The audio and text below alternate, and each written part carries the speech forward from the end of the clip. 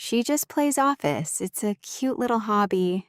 That is what my husband Daniel said about my career at his own birthday dinner, in our dining room, in front of 11 guests, in front of the man who would be naming me CEO of a 16-state branch on Monday morning. For 9 years, Daniel had been shrinking the word career every time it left my mouth.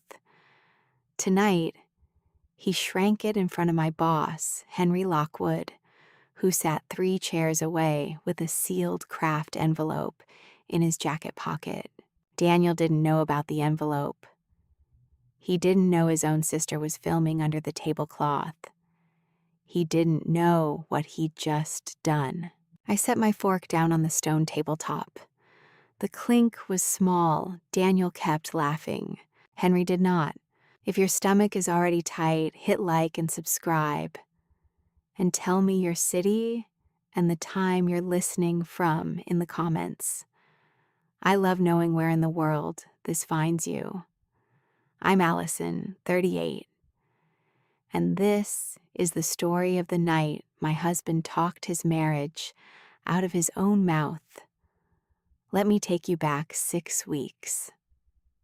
In the afternoon, Henry Lockwood handed me a sealed envelope and asked me to keep a secret. I get to the office at 6:20 in the morning.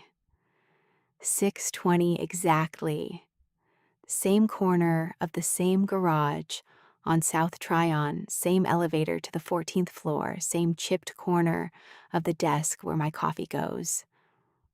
I open my notebook before anyone else in the building has turned on a light. Halverson and Strand, 170 people, a mid-sized accounting and advisory firm, headquartered in Charlotte, North Carolina. 12 years ago, I walked in as a 26-year-old analyst with 2 interview suits and a chip on my shoulder. Henry Lockwood looked at the spreadsheet I'd built overnight to win the interview, slid it back across the desk, and said, "How fast do you read a P and L?" I said fast. He said, "Good." He hired me before lunch. In 12 years, I moved up 5 rungs: analyst, senior associate, manager, director of finance operations, then chief operating officer at 36. Henry didn't promote me because I asked. He promoted me because every meeting I sat in, the number that mattered was already on my page before he looked up from his. I share none of this with my husband. Daniel is a dentist.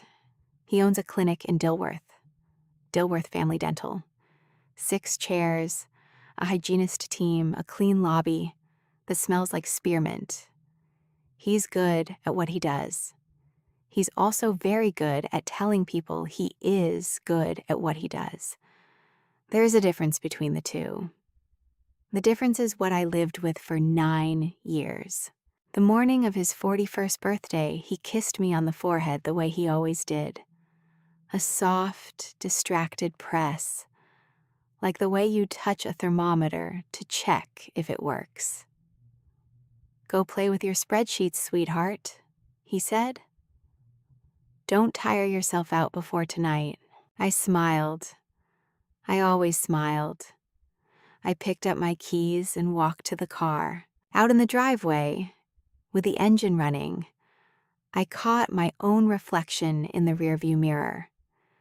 The same controlled mouth, the same flat eyes, the mouth and eyes of a woman who had been told, gently and constantly, that whatever she did out there in the world was something small, something cute, something you do until real life starts.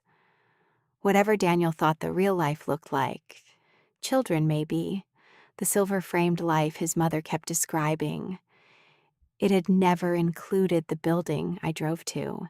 On our wedding day in July of 2016, Daniel had stood at the rehearsal dinner and made a toast that ended with the line, "And the best part is she's going to be the calm one, the steady one, the one who keeps the home running."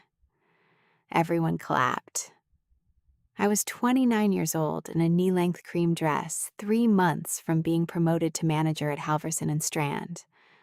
I clapped too. I clapped because I was happy, and I clapped because I had not yet learned to listen to the verbs in a sentence: keep, run, steady, calm. He had described on the night before our wedding the wife he intended to be married to.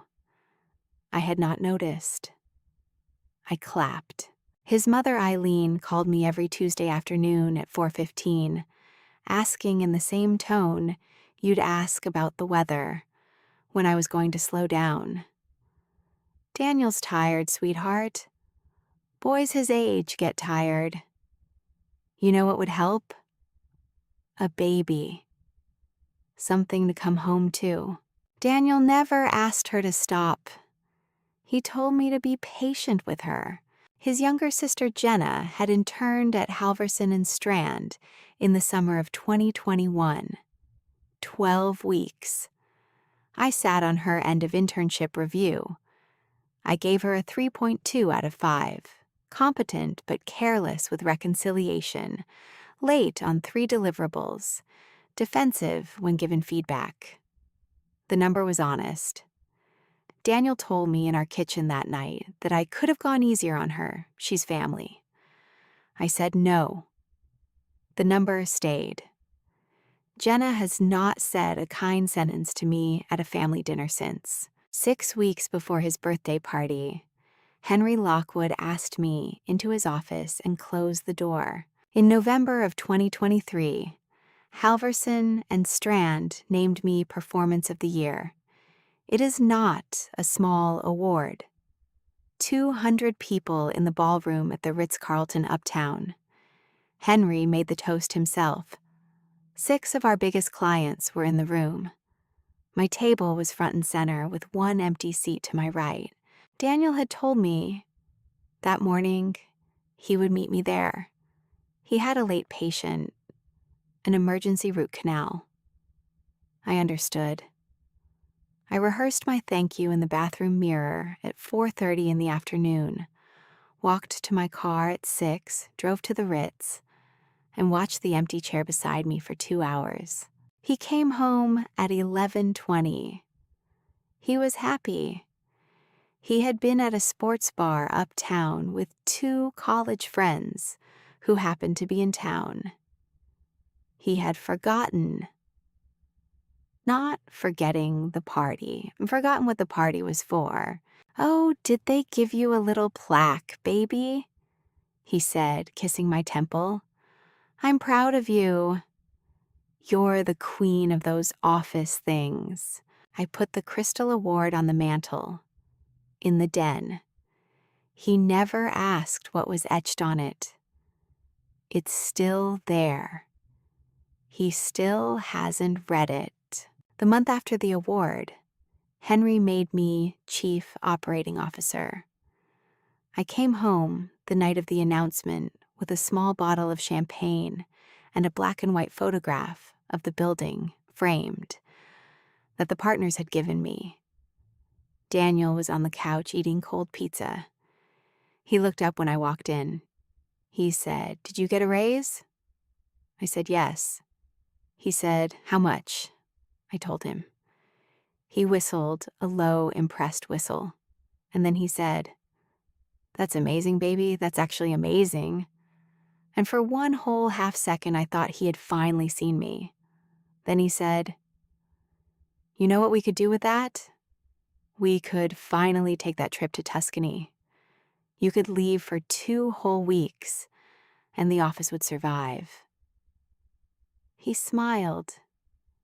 He was proud. He was proud of the trip he was already planning. He was not proud of me. I put the framed photograph in the hallway closet that night. It is still in the hallway closet today. 2 months after Jenna's summer internship ended, at Christmas at the Bennett House in Myers Park, she brought up the 3.2 in front of everyone. She had had 2 glasses of Pinot. "Allison," she said, in the voice you use when you want a room to listen. Did you really think I was a 3, like in your real heart? I told her the review was based on 5 specific deliverables. 2 were late. One was a reconciliation error that another associate caught on the way to the partner. I kept my voice even. Jenna looked at her brother for help. Daniel, my husband, who had not been in the room when I built that review, said, "Honey, was it really that bad? Couldn't you have, I don't know, given her a 4? Eileen reached across the table and patted Jenna's hand and said, "She tried, sweetheart. Some bosses are just colder than others." I cut my prime rib in even strips and ate them slowly. I did not say what I wanted to say, which was, she missed 3 days of a 12-week internship. She rolled her eyes in the partner check-in. She submitted a balance sheet that didn't balance. And your son is asking me to lie about it at a Christmas table. I just chewed. Some women keep diaries. Some women keep journals. I keep an audit trail. I have always kept one. I just didn't know yet what it would be used for.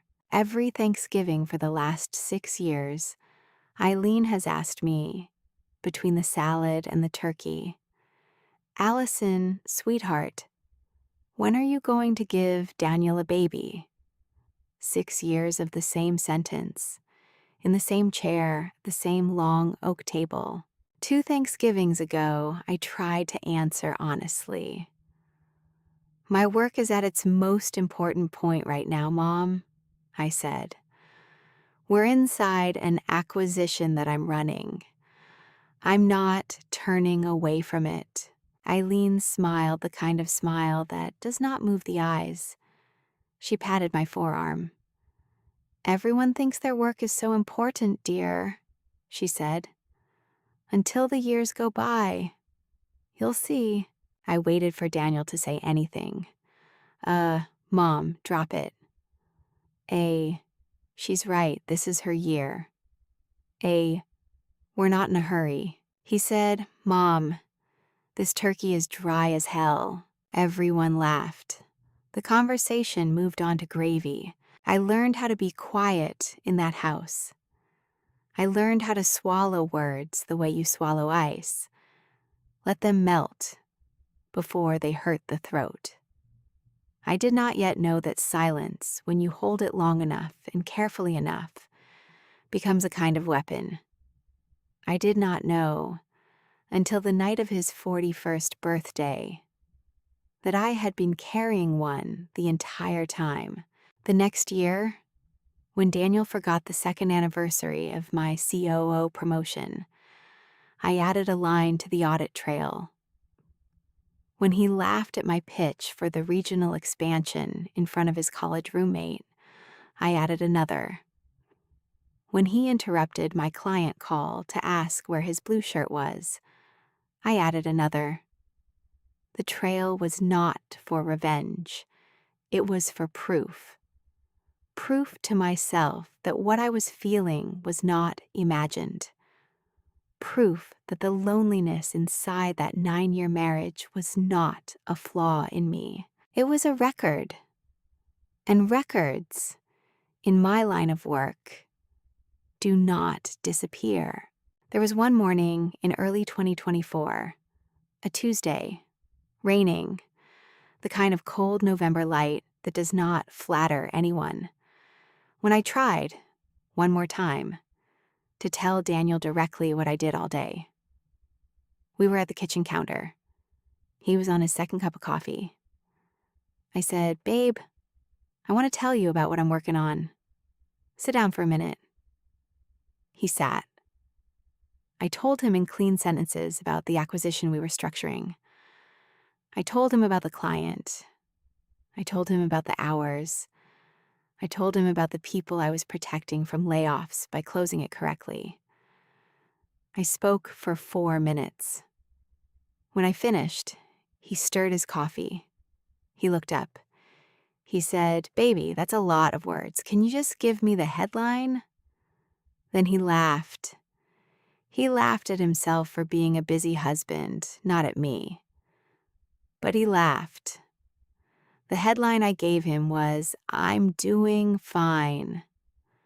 I did not try again. Sometime in early 2024, Daniel started saying the same sentence in different rooms.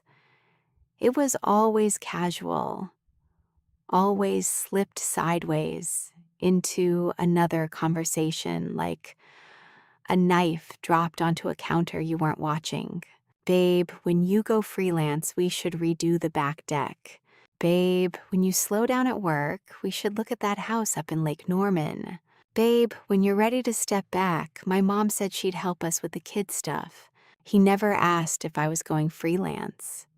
He never asked if I wanted to step back. He talked about it the way you talk about a season changing, as if it were already on its way and we were both just waiting at the window. I never answered. I think he took my silence as agreement. He took most of my silences as agreement. That was an honest mistake on his part. I had stopped answering because I had finally heard what he was saying. In March of 2025, Henry asked me to stay after the Partners Quarterly. He waited for the last person to close the door. Then he said, "Allison, sit down. I'm going to tell you something the partners voted on this morning, and you cannot repeat it to anyone, not even Daniel, until I'm ready." He told me Halverson and Strand were opening a new branch, the Southeast Regional Branch, 6 states to start: Atlanta, Nashville, Tampa, Raleigh, Charleston, Birmingham. By year end of 2026, we would have presence in 16 states. Henry was retiring from day-to-day operations in 18 months. He wanted me to run the branch as chief executive officer. He wanted my name on the door before the door was even built. "I need someone I don't have to look at twice," he said. "I need you." I walked out of his office, took the elevator down to the lobby, sat on a bench in front of the fountain, and stared at the water until my chest stopped buzzing. I did not call Daniel. I knew that afternoon on that bench that I would not tell my own husband I was about to become a CEO. Not yet. I told myself it was because Henry asked me to keep it quiet. That was true. It was not the whole truth. The whole truth was I was not sure my husband would be happy for me. That summer, on a Wednesday in late July, I came home at 9:15 after a brutal pitch to a national restaurant chain, a pitch we won. I dropped my bag in the entryway and Daniel was waiting on the couch with a glass of wine in each hand. He kissed my forehead in his thermometer way. He said, "Are you having fun yet, baby? Or are you ready to stop?" I looked at him. I looked at the wine. I looked at the photo of us above the fireplace from our 2nd anniversary, when he had thrown me a small dinner and I had cried because the cake said biggest deal closer, and I thought he had finally seen. "I'm fine," I said. He smiled and turned on the television. That was the night I understood something I had been refusing to understand for 2 years. My husband was not waiting for the day I won. He was waiting for the day I gave up.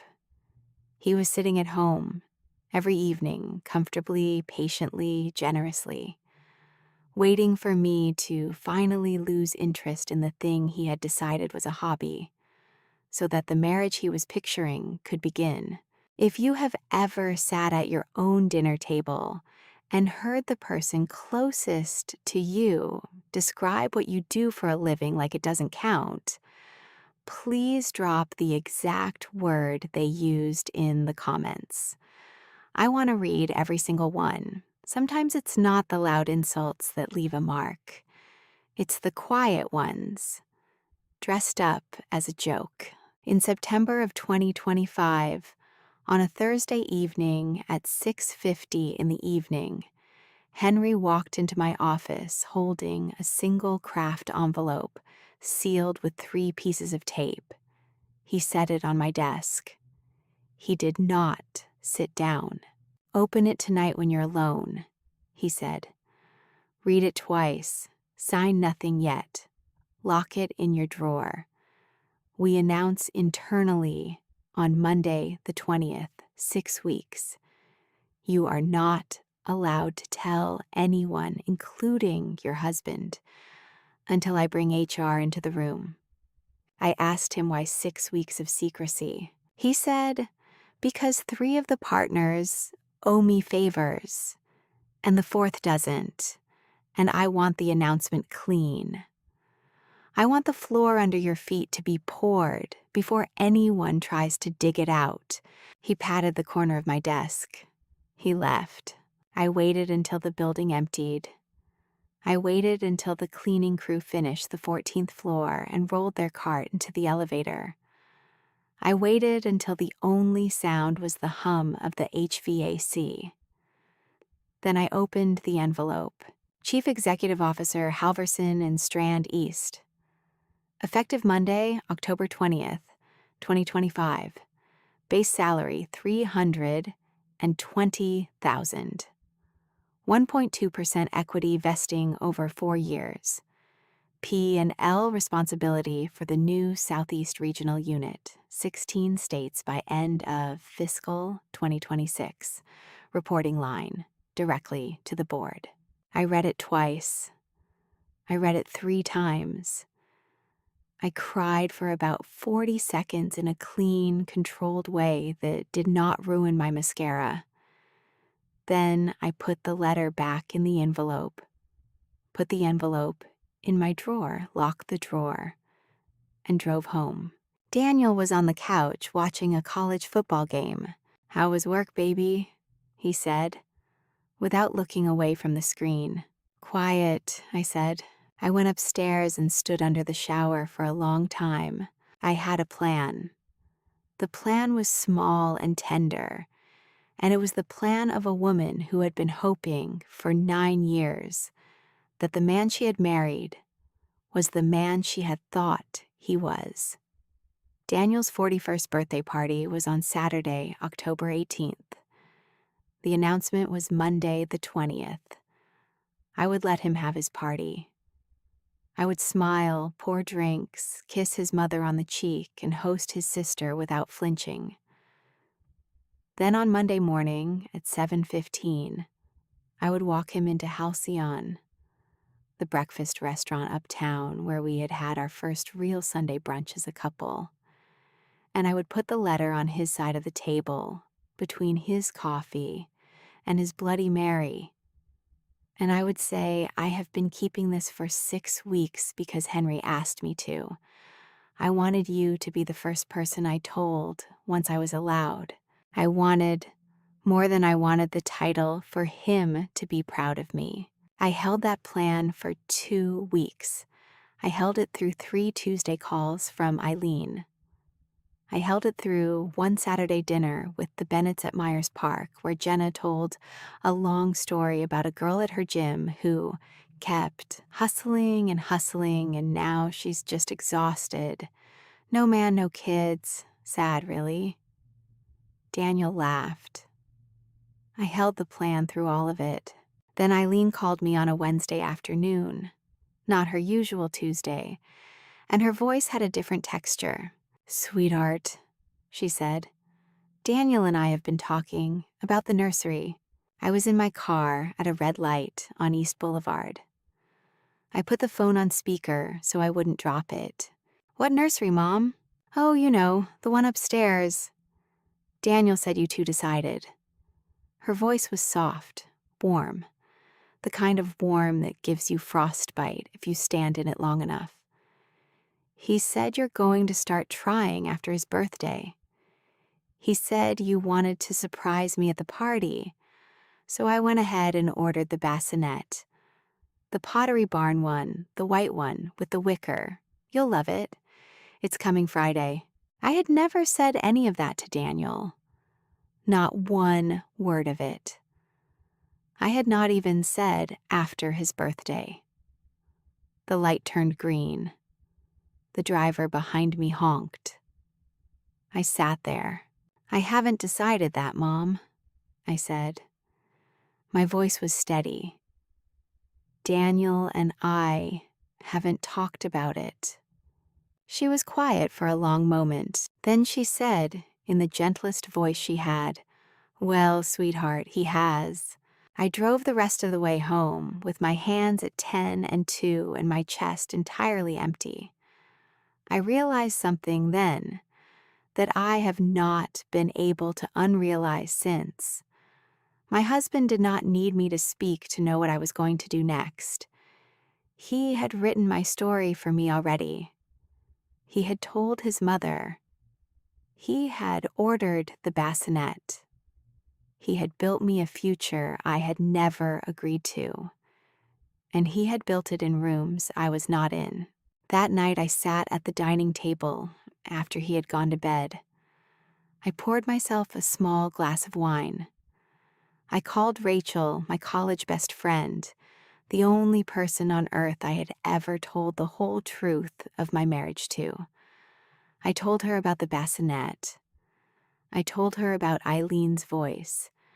I told her about the craft envelope locked in my drawer at the office, and the fact that I had not told my husband about it yet, and the fact that I was starting to understand why. Rachel was quiet for a long moment. Then she said the thing that loosened the bolt in my chest. She said, "Allison, you are not keeping a secret. You are gathering an exit." I had not heard that sentence in my own head before. After I hung up, I sat at the table with the wine for another half hour. I did not finish it. I went upstairs. Daniel was already asleep. He had one arm flung over the comforter, the way he always slept. He looked in the half-light like a husband. I lay down on my side of the bed and stared at the ceiling and decided that whatever I did next, I would do it cleanly, and I would do it with my own name on it. After that Wednesday, I started watching my husband the way I watch a client's balance sheet, not for the numbers I expected to find, but for the ones I didn't. He left earlier in the morning, 7:15 instead of 7:45. He came home later, 8:30 instead of 6:30. He did not change the way he kissed me on the forehead. He did not change the way he asked every evening whether I was ready to slow down. But his phone vibrated more often, and he carried it face down on the kitchen counter, and he stepped out onto the back patio to answer calls he used to take from the couch. On a Tuesday night, I was looking for the spare car key in his jacket pocket when I found a coffee receipt. Charlotte Plaza Center, 2:30 in the afternoon. 2 coffees. The plaza is in Ballantyne. Ballantyne is 27 minutes from his clinic. He had never had a single client, friend, or supplier in Ballantyne in the 9 years I had known him. I put the receipt back. I did not ask about it. The next morning, while he was in the shower, I looked at his recent calls. There was a number, just initialed MR, that he had called 4 times in the past week. The name was saved as Mike R., lender. I had never heard Daniel mention any Mike. I had never heard him use the word lender. I put the phone back face down on the counter. At dinner that night I said, in a tone as flat as I could manage, "Were you near the plaza this week, babe? I thought I saw your car." He chewed his pasta. Oh, yeah. Some life insurance guy, my old college buddy, hooked me up. Pension stuff. Nothing exciting, I said. The next night, after he had fallen asleep, I went into his wallet. I had never gone into my husband's wallet in 9 years. I went in slowly, the way a person goes into a room they're not sure they're allowed in. Between his driver's license and his Costco card was a folded receipt, $1,200, commercial real estate appraisal, Ballantine Crossing. The address was a small medical office park I had driven past 100 times. A second dental clinic. He was buying a second dental clinic he had not told me. I refolded the receipt. I slid it back exactly where it had been. I closed the wallet, put it back on the dresser, and went to the kitchen and drank a glass of water in the dark. I want you to understand something about that moment. I was not angry. I was not even surprised. What I felt was something more precise, like a long, slow click, like a tumbler finally falling into place inside a lock I had been working on, blindfolded. For years, he had been building a second clinic in silence. I had been building a 16-state branch in silence. 2 people in one house, both keeping a secret of roughly the same shape. The difference was that he was preparing to come to me, one of these days, and ask me to wire $80,000 out of our joint savings to make his secret real. I was not preparing to ask him for anything. The next morning, I logged into our joint Truist account from my office before anyone else came in. I scrolled the 18-month history. There it was. A transfer dated February 14th, 2025. $40,000. Joint account to a new entity called Bennett Dental Holdings, LLC. Then another in April, another in July. $80,000 total. He had not stolen it. It was technically our joint money. But he had moved it without a single conversation. The account history was clean. He must have assumed I never looked. I printed the statement. I put it in a folder labeled October Household Reconciliation, because that is what good audit trails are labeled. I locked the folder in my office drawer next to the craft envelope from Henry. On Friday morning, while Daniel was at the clinic, I called the number marked Mike Artslinder from my own phone, blocking my caller ID. A man picked up after 2 rings. Mike Reaver, I said, in my best polite stranger voice, that I was an assistant in Dr. Daniel Bennett's office calling to confirm the appraisal numbers for the Ballantine Crossing property. He said, without hesitating, "Sure, the offer's at $820. He's putting 20% down. We're closing the 3rd week of November, pending the inspection. Tell him we'll need the additional $20K wired by the 15th. I thanked him. I hung up. I sat at my desk and breathed in, slow, for 4 counts. $820,000 for the second clinic. $164,000 needed in cash by November 15th. He had already moved 80. He needed another 84, which was almost to the dollar what was left in our joint savings. He was not going to come to me and ask for it. He was going to wire it on a Tuesday afternoon while I was in a partner meeting, and then tell me, casually 6 weeks later, that the second clinic was a lovely surprise. By Friday afternoon, I had 2 sealed documents, one secret to keep through one more weekend, and one very clear understanding of what was about to be taken from me. Saturday was his birthday party. Sunday was a quiet day. Monday, I would walk into the all-hands meeting on the 22nd floor and be introduced as chief executive officer of a new firm. I had told myself I would not let anything ruin Saturday for him. After what his mother had told me about the bassinet, after the $80,000, after the second clinic, I had a different version of that sentence in my head. I would not let anything ruin Saturday for me. Saturday, October 18th, 2025, 6 o'clock in the evening. 12 seats at the long marble dining table in the Dilworth house, white hydrangeas down the center. Daniel had hired a small catering team, 2 servers and 1 runner, to pour and clear, so I would not be in the kitchen all night. He had been generous about that, and I had thanked him for it sincerely on Thursday when the team came to do the walkthrough. He was not all cruelty. That is the thing about a husband like Daniel. Most of him was warm. The cold was small, the cold was constant. I wore a black sheath I had bought in Atlanta in May, with a single thin gold chain. I put on a matte lipstick because matte does not transfer.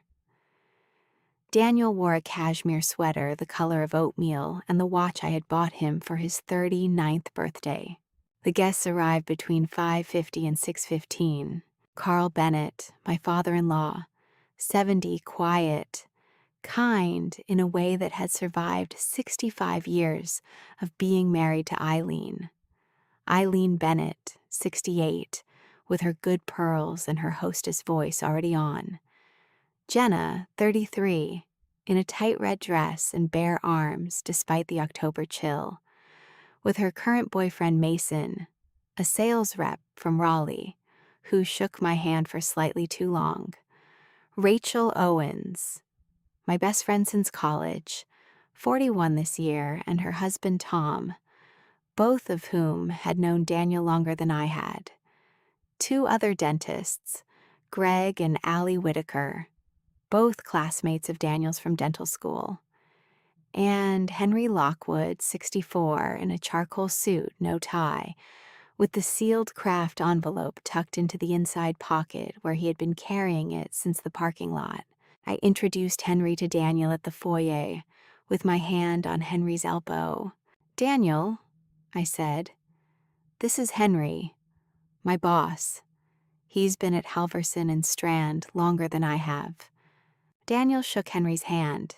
He smiled the warm smile he used at conferences. "Henry, so you're the man who signs all my wife's little performance reviews." Henry held the smile. "Among other things." Eileen, 2 steps behind, said with her hostess voice, "Allison is always evaluating.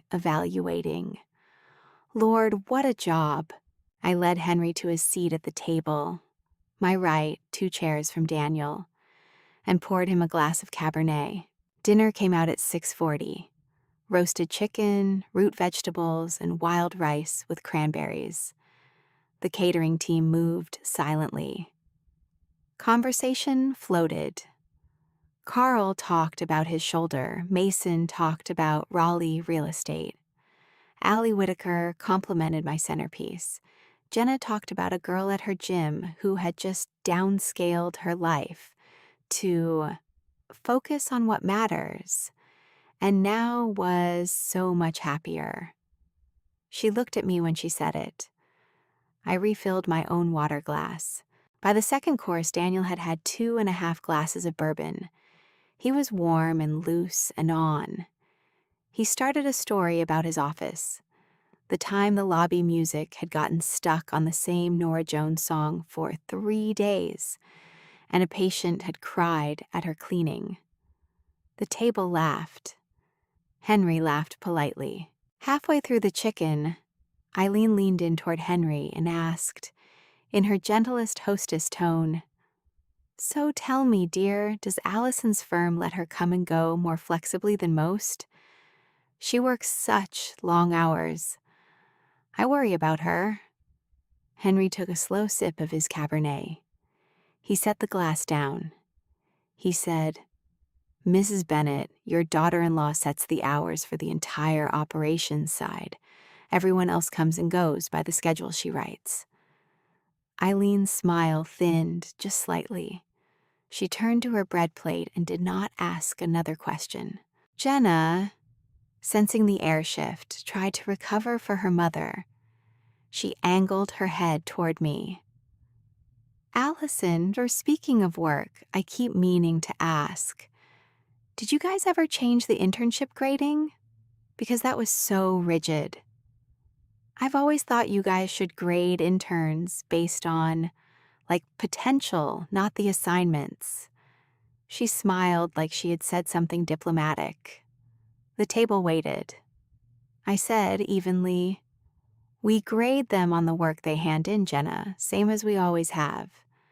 She did her small, wounded laugh. Daniel, beside me, said warmly, Jen, drop it. She's a tough grader. She's like that. He patted my forearm. Patted. Like a horse. Then Daniel set his glass down. He leaned back. He looked across the table at his sister. And he started a new bit. The bit was about my office. Allison's office, he said, gesturing with his fork, is the cutest thing in Charlotte, I swear to God. They have a coffee bar. They have a coffee bar with 3 syrups. Jenna giggled. Mason chuckled. She goes in. She puts down her coat. She puts down her bag. She gets her little cappuccino with the foam. She sits down. She types a few emails. She gets up. She walks around with her notebook. Everybody says, Allison, Allison, can I get your input? And she goes, let me think about it. He was doing my voice now, soft and clipped and snooty.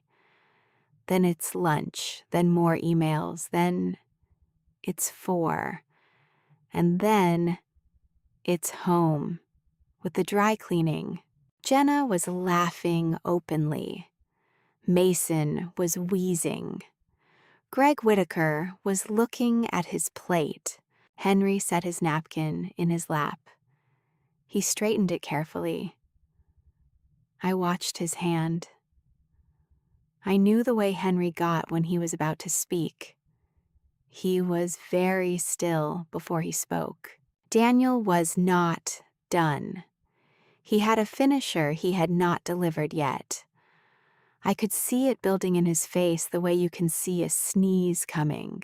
He raised his glass. Look, I love her, he said, beaming at me from across the marble. She works hard at her little gig. But come on, you guys. It's not a real job. She just plays office, you know? It's a cute little hobby. I tell her every morning, don't tire yourself out, baby. The dental practice, that's the real job. Mine is the real job. The table laughed. Not all of it. Jenna and Mason laughed. Eileen laughed in that delicate way she had. The Whitakers' laugh was a quarter second behind. Carl did not laugh. Rachel did not laugh. Henry did not laugh.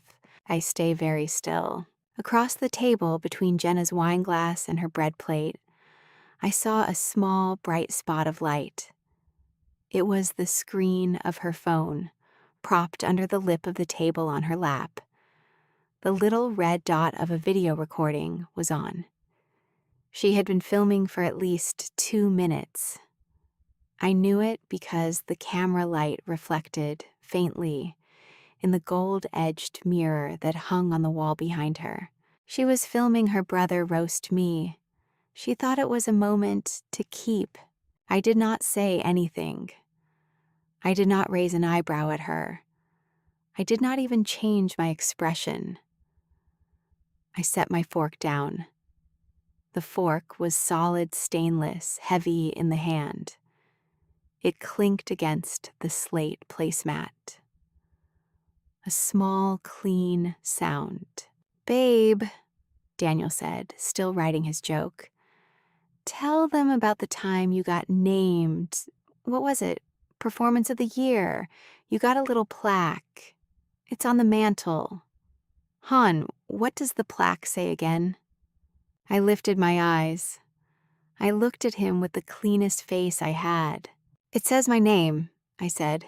The table half laughed, uncertain. That's all I remember of it, too, he said, winking. He took a sip of bourbon. She works so hard at the little office. You should see her notebook. She writes everything down in it, color-coded pens, the whole thing. He grinned around the table. I tell her, baby, you don't have to take notes, right? It's not graded. Jenna laughed so hard she had to put a hand over her mouth. Eileen, in her gentlest hostess tone, looked at me and said, Sweetheart, don't take him the wrong way. He just loves you. He's so proud you have something to do. Something to do. The phrase hung in the air for one full second before it landed. Then Henry Lockwood, who had not said a word in 17 minutes, picked up his Cabernet very slowly, like a man uncorking a moment, and raised it about an inch off the marble. Daniel, he said. His voice was so quiet that the table stopped on its own. Daniel, Henry said again, should I tell you what she'll be running come Monday? Daniel was mid-laugh. He stopped. The laugh did not finish. It hung on his face for one beat and then collapsed. Daniel recovered first. He always recovered first. Ah, Henry, he said, with the warm smile of a man holding a knife behind his back. Come on, man. Don't tease her. The biggest thing my wife runs is the printer. Right, babe? Tell him about the printer. That was the lie. Henry did not lower his glass. He held it at the same inch off the marble. He did not look at me. He looked at Daniel. On Monday morning at 9 o'clock, Henry said, Allison will be introduced to 173 employees as the founding chief executive officer of Halverson and Strand East. Atlanta, Nashville, Tampa, Raleigh, Charleston, Birmingham. 16 states by end of next year. $28 million in projected revenue in year one. Profit and loss authority. Board reporting line. The entire build. That was the evidence. Daniel laughed. He actually laughed. But it was the wrong kind of laugh. Too high, too short. Henry, come on. Director, maybe. Not CEO. My wife would have told me Allison would have told me. That was the denial. Henry slid 2 fingers inside his charcoal jacket. He pulled out the craft envelope. He set it flat on the marble between the breadbasket and Daniel's plate. He pushed it across the table with 1 finger. Open it, Henry said. She has a copy of it locked in her desk. Daniel did not open it for a moment. Eileen reached for it before he did. Henry put his hand gently on top of hers, gently but firmly, and slid the envelope all the way across to Daniel. It's for your husband, Mrs. Bennett, Henry said. Daniel opened the envelope. The single sheet of cream paper unfolded in his fingers. He read the first line. He read the salary. He read the equity. His face did something I had never seen it do in 9 years. It went pale in patches. That was the stronger evidence. The room was silent. Even Jenna had stopped pretending to do anything but watch. The little red dot on her phone was still on in her lap, recording everything. Daniel looked up at me. His eyes were wet at the edges already. Allison, he said, why didn't you tell me? I had been quiet for so long that the sound of my own voice surprised me when it came out. It was lower than usual, calmer than usual. The voice of a woman who had finally walked through a door she had been standing in front of for 9 years. "I was going to tell you Monday morning," I said. "I made a reservation at Halcyon for 7:15. I was going to put the letter on the table between your coffee and your Bloody Mary. I wanted you to be the first person I told." That was the final reveal. Nobody at the table moved. Carl, my father-in-law, set his fork down very carefully. Rachel reached under the table and squeezed my knee. Mason, Jenna's boyfriend, was staring at his plate. Eileen's mouth opened and shut once. That was the silence. Then Daniel did what I had been waiting 9 years to watch him do, even though I hadn't known I was waiting. He came apart. "Why didn't you tell me?" he said again, louder. "Why would you keep this from me?" "From me? You told your mother I had agreed to start trying for a baby after your birthday," I said. My voice did not rise. "I never said that.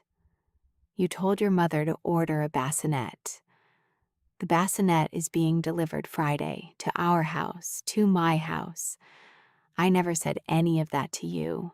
Eileen instinctively half rose from her chair. "Daniel, sweetheart, this is not the time to..." Daniel snapped at her without looking. "Mom, shut up." Eileen's mouth shut around a breath she didn't get to take. She sat back down hard. Carl reached over and put his hand on her wrist. He did not look at his son. He looked at me. His eyes were the only kind eyes at that table. The eyes of a man who, I realized in that second, had probably watched his wife do the same thing to other women's daughters for 60 years and had finally, tonight, run out of patience for it. He gave me one small nod. "It is the only piece of that party I keep on purpose. I keep it because I think it cost him something. And one more thing," I said. My voice was still quiet. I was not looking at Daniel anymore. I was looking past him at the wedding portrait of the two of us that hung over the sideboard. "There's an appraisal for a property in Ballantine Crossing in your wallet. There are also 3 transfers totaling $80,000 from our joint Truist account into a holding LLC you opened in February. I called Mike Reaver this morning. He told me you owe him another $84,000 by the 15th of November. I want you to know I know. I want everyone at this table to know I know. I am not angry about the second clinic, Daniel. I am angry that you intended to take the rest of our savings without sitting in a single room with me first." Eileen made a sound, not a word, a sound. Jenna lifted her phone in a sharp, panicked motion and shoved it into her purse. She did not stop the recording in time. The red dot blinked once more before it disappeared. That was the loss of control. I stood up. I folded my napkin in thirds and set it on the seat of my chair. I looked at Henry. I looked at Rachel. I looked at Carl Bennett, the one person in that family who had never in 9 years raised his voice at me. "Thank you all for coming to celebrate Daniel," I said. "I'm going to step outside for some air." I did not raise my voice. I did not slam anything. I walked the 11 steps from the marble dining table to the front door, lifted my coat off the hook, and stepped out onto the porch into the October air. Henry came out 2 minutes later. He had put $200 on the marble for the catering team. He had nodded once at Carl. He had not looked at Daniel. "My car?" he said. "Yours," I said. He drove me to the office. I took the elevator to the 14th floor and slept on the gray couch in my own office, with my coat for a blanket and my notebook under my arm. My phone vibrated 23 times against the side of the couch. I did not pick it up. I did not look at it. I let the phone be loud the way Daniel had let his mother be loud and his sister be loud, and his jokes were loud. For 9 straight years. That was the consequence. Monday, October 20th, 9 o'clock in the morning, the 22nd floor all-hands room, 173 employees plus the 4 partners plus Henry plus me. I stood at the back of the room behind the catering screen with a paper cup of coffee. My hand was steady. My eyes were dry. My notebook was tucked under my left arm. The same notebook Daniel had described 2 nights earlier as something not worth grading. Henry stepped to the microphone at 9:04. He thanked the partners. He thanked the employees. He thanked the city of Charlotte. Then he said the sentence we had been building for 6 weeks. Effective today, Allison Bennett is the founding chief executive officer of Halverson and Strand East. The applause was long enough that I lost track of seconds and started counting breaths instead. I walked the 18 steps from the catering screen to the microphone, and I spoke for less than 90 seconds. I said, "Henry, thank you for trusting me with the first floor of this building 12 years ago, and the next 16 states starting today. I did not get here alone. None of us do. Every person in this room who ever stayed late, ever caught my arithmetic error, ever covered for me when my voice was too tired to take a client call. I see you. Beginning next Monday, we will build." I did not cry. I did not stay long. I shook Henry's hand. I walked back to the 14th floor in my heels. Tuesday, October 21st. I was in my office at 6:30 in the morning. Henry came in at 7:15. He did not knock. He closed the door behind him. He sat down in the chair across from me without being invited. "There's a video," he said. I waited. "Your sister-in-law uploaded it to your mother-in-law's family group chat on Saturday night. Your mother-in-law forwarded it on Sunday morning to a Charlotte Dental Society group chat by accident. The Charlotte Dental Society chat has 240 members. One of them is married to a partner at our firm's biggest client. He sent it to her on Monday at noon. She sent it to me on Monday at 4. "What does it show?" I said. I knew what it showed. I wanted to hear him say it. "It shows your husband at his own birthday dinner, telling his guests that your job is a cute little hobby. It shows your boss correcting him on camera. It shows him going pale." He set a single piece of paper on my desk, a printout of the video player. The thumbnail froze on Daniel's face mid-laugh. "HR has the original file," Henry said. "We're not doing anything with it. It's there if you ever need it." I nodded. He stood up. At the door, he stopped. He did not turn around. "You don't owe him a soft landing, Allison." He left. Wednesday, October 22nd, 4:30 in the afternoon. The receptionist called my desk. Daniel was in the lobby. He did not have an appointment. He had been there since 3 o'clock. He was asking to see me. I came down to the 14th floor lobby. He was standing by the window. He had not slept. His hair was wrong on one side. He had not shaved.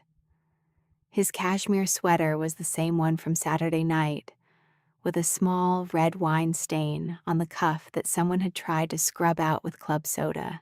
He saw me. He started walking toward me. Then, 3 steps short of me, in the hallway in front of the elevator bank, he went down on one knee. "Allison," he said. His voice was wet. "I'm so sorry. I didn't know what I was. I didn't—" "Get up," I said quietly. "There are people watching." He did not get up. He looked up at me from the carpet. The receptionist, Maddie, very deliberately turned her chair toward her monitor. "You knew," I said. "You knew every time I came home with an award. You knew every time I missed dinner because I was in a pitch. You knew every Tuesday at 4:15 when your mother called me about a baby I had never agreed to. You knew. You just didn't think it would ever cost you anything." He stayed on the carpet. "Stand up, Daniel," I said again. "I'm not going to talk to you on the floor." He stood. He stood the way a child stands after a fall, slow and uncertain. I did not touch him. "Go home," I said. "I will call you tonight." He went. That night, he texted me at 20 after midnight. The text was 4 paragraphs long. I did not open it on my phone screen. I put the phone face down on the kitchen counter of the corporate apartment Henry had had HR arrange for me on Wednesday afternoon, 1,800 square feet, on the 23rd floor of a building 3 blocks from the office, with windows on 2 sides, freshly painted, completely empty, except for the bed the building had stocked for incoming executives. I sat at the small kitchen island, and I ate a peach. The peach was cold and a little hard and exactly right. I did not text him back.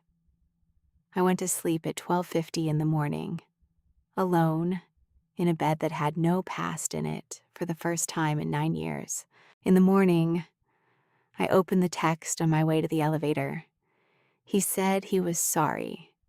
He said he had been blind. He said he had been thoughtless. He said he was going to be different. He said his mother had been crying since Sunday. He said his sister was sorry too. He asked me to come home. He asked me to come home, please. He did not, in any of the 4 paragraphs, ask me about Halverson and Strand East. He did not ask me about Monday's announcement. He did not ask me about the $80,000. He apologized for hurting me. He did not apologize for the thing he had actually done. I did not text him back from the elevator. I texted him back from my office at 8:17, 3 sentences long. "I got the message. I'm processing. We will talk this week only about money and logistics, not feelings." Then I put the phone in the drawer and started my Thursday. Thursday, October 23rd, 11 o'clock in the morning. I sat in my new office on the 22nd floor with the truest statement on my desk. $80,000 in 3 transfers from our joint account into Bennett Dental Holdings, LLC. Between February and July, I had printed 2 copies. I emailed 1 copy to Daniel as a PDF with a single line in the body of the email.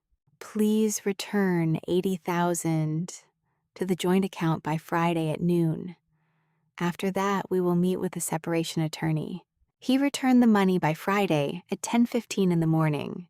If there is someone in your life who keeps making your name smaller so that their own can feel bigger, please hear me.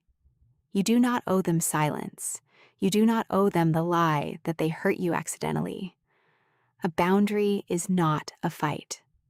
A boundary is a door, and you alone get to decide whether you walk through it. By the last day of October, I had signed a 1-year lease on a corporate apartment uptown, 1,800 square feet on the 23rd floor of a building 3 blocks from the office with windows on 2 sides and no marble dining table anywhere in it. Rachel helped me move on a Saturday. We took 11 cardboard boxes, 2 suitcases, the Performance of the Year plaque from the mantel in the den, and my grandmother's iron skillet from the bottom drawer in the Dilworth kitchen. Daniel was at the clinic that day. He had asked. I had said yes. On the 7th of November, in a small office on East Trade Street, Daniel and I signed a separation agreement in front of a notary. It was 4 pages long. It was almost embarrassingly simple. Joint accounts unwound. Cars kept by the driver of record. House left to him to sell or refinance. No alimony either way. We did not file for divorce. I told him I wanted my head clear before I signed anything that final. And he, for the first time in 9 years, did not argue with me about a timeline. Jenna was let go from the dental marketing firm she worked for in mid-December. The video had circled wider than anyone had meant it to. 2 of her firm's clients flagged it. Her firm asked her to resign. Daniel did not call to tell me. Eileen did. Eileen also asked, in a small voice I had never heard from her before, whether I would consider lunch sometime in the spring. I told her I would think about it. I have not yet decided. Henry took me to lunch on January 21st, 90 days into my term as CEO. He ordered the trout. I ordered the chicken. He asked me how I was sleeping. I said, better. He asked me whether I missed anything about old life. I thought about it. I told him I missed Sunday mornings, the smell of pancakes, the way Daniel used to laugh at his own joke before he finished telling it. Then I told Henry, honestly, that I missed those things the way you miss a song that used to be your favorite, fondly but without wanting to play it again. Ting. Carl Bennett, my father-in-law, sent me a handwritten note on the first Saturday of December. 3 sentences in careful cursive on a sheet of cream stationery.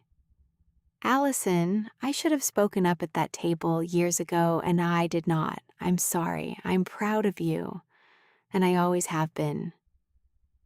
I read it twice, and then I put it in a small box where I keep the few important pieces of paper in my life. My mother's recipe for biscuits, my college acceptance letter, my offer letter from Halverson and Strand in 2013. I added Carl's note to the bottom of that box. I have not written back yet. I will in my own time, when I have the right words. He will wait. He is good at waiting. He had to be. Rachel calls me every Wednesday night around 9. We don't always talk about Daniel. Most nights we talk about her kids or her job or a podcast she's listening to. But sometimes she'll be quiet for a moment, and then she'll ask very gently, "Are you doing okay this week?" And I'll tell her the truth.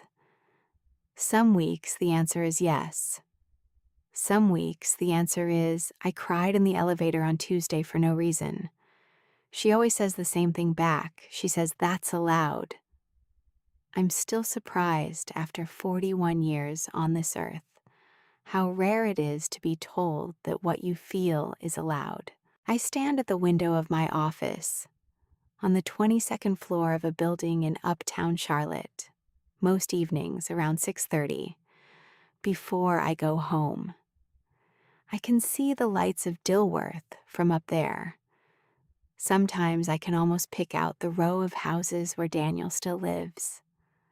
Sometimes the sky over the city goes the color of bruised peach for about 11 minutes between 5:50 and 6:01. And I just stand and watch. Maybe one day I will sign the divorce, maybe I won't.